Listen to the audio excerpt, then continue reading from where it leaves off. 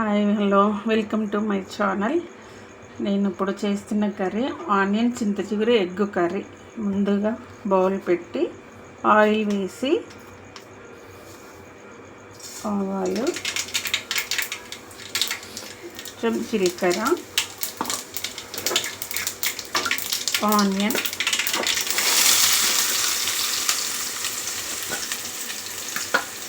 అలాగే పచ్చిమిర్చి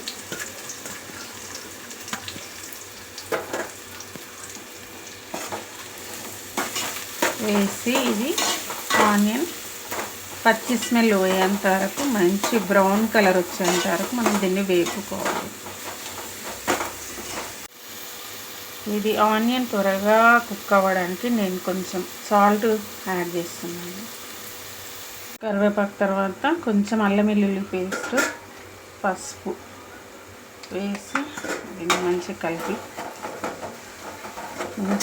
ఆనియన్ మంచి బ్రౌన్ కలర్ వచ్చిందండి. పచ్చి స్మెల్ అనేది అంతా వెళ్ళిపోయింది.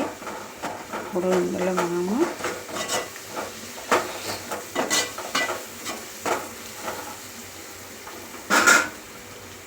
చింతచిగురు యాడ్ చేస్తాను.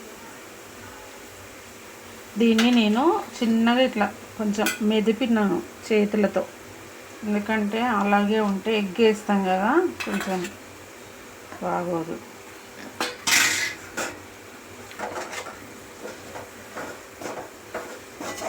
నేను ఆనియన్ అయ్యేటప్పుడు కొంచెం వేసాను సాల్ట్. ఇప్పుడు కొంచెం టేస్ట్కి తగ్గట్టు ఇది ఇప్పుడు కొద్దిసేపు ఒక 5-10 మినిట్స్ అట్లా మంచిగా ఆనియన్తో చింతచిగురు కుక్ అవ్వాలండి తాలింపుతోనే.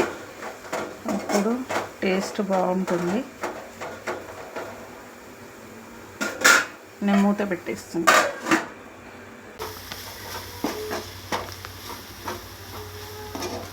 ఆనియన్ చింతచిగురు ఇలా అయింది. ఇప్పుడు ఇందులో మనము కారం వేద్దాం. ఒక 2 టీ స్పూన్ల కారము మన టేస్ట్కి తగ్గట్టు. పులుపు ఉంటుంది కాబట్టి ఇంకా కారం తినే వాళ్ళు ఎక్కువ వేసుకోవచ్చు, కొంచెం నార్మల్ తినే వాళ్ళు కొంచెం వేసుకోవచ్చు. ఇప్పుడు ఇందులో నేను ఎగ్ కట్ చేస్తున్నానండి.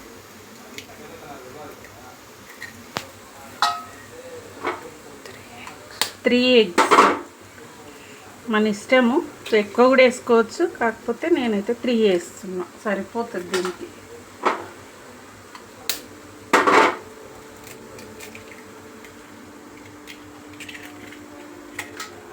ఇప్పుడు దీన్ని కలపకుండా మూత ఇలాగే పెట్టేసారు.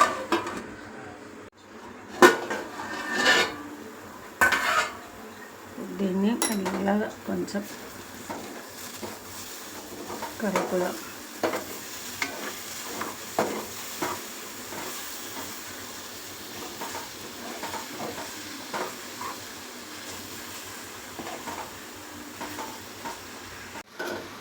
ఇలా అయ్యింది. ఇట్లా వస్తుందండి పొడి పొడిగా మంచిగా. టేస్ట్ అయితే సూపర్ ఉంటుంది. పప్పుతో కానీ తింటేనా. కొంచెం కొత్తిమీర వేస్తుందండి లాస్ట్ వేసి బంద్ చేయడం స్టవ్.